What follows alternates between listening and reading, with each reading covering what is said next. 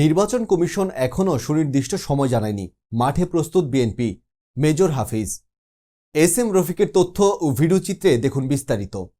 জাতীয় নির্বাচনের তারিখ নিয়ে নির্বাচন কমিশন এখনও কোনো সুনির্দিষ্ট সময় ঘোষণা করেনি বলে জানিয়েছেন বিএনপির জাতীয় স্থায়ী কমিটির সদস্য মেজর অবসরপ্রাপ্ত হাফিজ উদ্দিন আহমেদ বীর বিক্রম।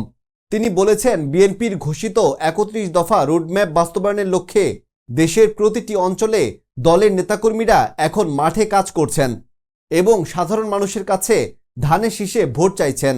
শনিবার ৫ জুলাই দুপুরে ভোলা ৩ লালমোহর তজুমউদ্দিন আসনের বিভিন্ন ইউনিয়নে বিএনপির নেতাকর্মীদের সঙ্গে মতবিনিময় সভায় এসব কথা বলেন হাফিজ উদ্দিন আহমেদ। তিনি বলেন, দেশে গণতন্ত্র পুনরুদ্ধার ও জনগণের ভোটাধিকার ফিরে আনার লড়াইয়ে বিএনপি নেতাকর্মীরা আন্দোলনের পাশাপাশি নির্বাচনমুখী প্রস্তুতি নিচ্ছেন। তিনি অভিযোগ করে বলেন, বিএনপির জনপ্রিয়তায় ভীত হয়ে সরকার নির্বাচন কমিশনের মাধ্যমে জনগণকে বিভ্রান্ত করার চেষ্টা করছে। তবু বিএনপি আন্দোলনের ময়দান এবং নির্বাচনের ময়দান উভয় ক্ষেত্রেই প্রস্তুত রয়েছে। মেজর অবসরপ্রাপ্ত হাফিজ উদ্দিন আহমেদ বলেন, বিএনপিতে কিছু হাইব্রিড নেতা প্রবেশ করে দলের ভাবমূর্তি ক্ষুণ্ণ করার চেষ্টা করছে। তবে বিএনপির ভারপ্রাপ্ত চেয়ারম্যান তারেক রহমান দেশে ফিরলে দলের শৃঙ্খলা ফিরিয়ে আনা হবে। হাইব্রিড নেতারা বিএনপিতে টিকে থাকতে পারবে না। দলে ত্যাগী ও পরীক্ষিত নেতাকর্মীদের মূল্যায়ন করা হবে। তিনি আশা প্রকাশ করে বলেন, জনগণ ভোটাধিকার পুনঃপ্রতিষ্ঠা এবং দেশের সুশাসন ফেরানোর জন্য ধানের শীষে ভোট দেবে এবং বিএনপিকে বিজয়ী করবে। নির্বাচন এখনো অনিশ্চিত, যদিও লন্ডনে প্রধান উপদেষ্টা এবং আমাদের একজন চেয়ারম্যানের মধ্যে মিটিংয়ে স্থিরীকৃত ছিল যে ফেব্রুয়ারিতে ইলেকশন হবে, রমজানের আগে। এখন পর্যন্ত আমরা এই ধরনের কোনো ঘোষণা প্রধান উপদেষ্টার কাছে পাইনি। নির্বাচন কমিশনও স্পষ্টভাবে সুনির্দিষ্ট তারিখ জানায়নি।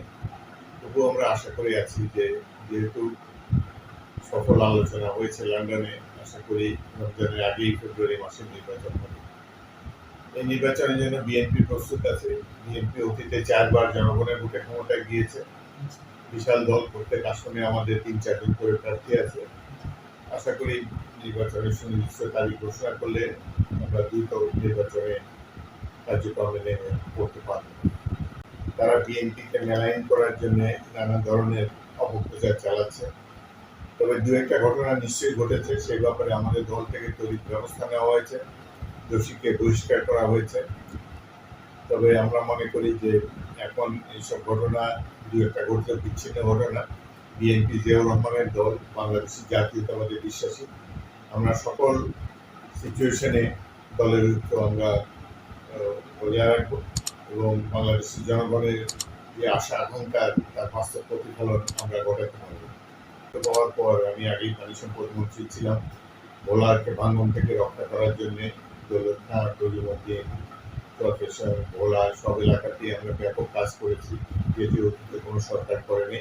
বিএনপির দায়িত্ব করলে ভোলাকে নদী ভাঙনের হাত থেকে রক্ষার জন্য সর্বাত্মক উদ্যোগ গ্রহণ করা হবে।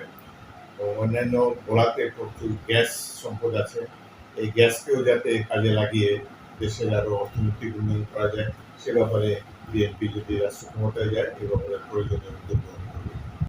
মতবিনিময় সভায় আরও উপস্থিত ছিলেন সাফায়েত হোসেন হাওলাদার, সভাপতি প্রার্থী শম্ভুপুর ইউনিয়ন বিএনপি, মোহাম্মদ হায়দার খান নাগর, সাবেক জয়েন্ট সেক্রেটারি বৃহত্তর উত্তরা জাতীয়তাবাদী দল ও সামাজিক সাংস্কৃতিক দলের সাবেক সহ সম্পাদক, উত্তরা পশ্চিম থানা বিএনপির যুগ্ম আহ্বায়ক, ঢাকা মহানগর উত্তর জিয়া মঞ্চ মোহাম্মদ নুরুল আলম, শিপলু পাটোয়ারি, সাধারণ সম্পাদক প্রার্থী শম্ভুপুর ইউনিয়ন বিএনপি, যুগ্ম সাধারণ সম্পাদক ঢাকাস্থ তজুমউদ্দিন উপজেলা জাতীয়তাবাদী ফোরাম এবং প্রতিষ্ঠাতা দক্ষিণ শম্ভুপুর জিয়া স্মৃতি সংসদ, জনাব আব্দুল হান্নান, যুগ্ম আহ্বায়ক উত্তরা পশ্চিম থানা বিএনপি, ঢাকা মহানগর উত্তর, রিয়াজ ফরাজি, যুগ্ম সাধারণ সম্পাদক স্বেচ্ছাসেবক দল তজুমউদ্দিন উপজেলা, রুকন মুন্সি, যুবদল নেতা ও সভাপতি শম্ভুপুর ঐক্য পরিষদ, যুবদল নেতা মঞ্জু পাটোয়ারি, নাজিম, মিজান, আনোয়ার সহ স্থানীয় নেতৃবৃন্দ।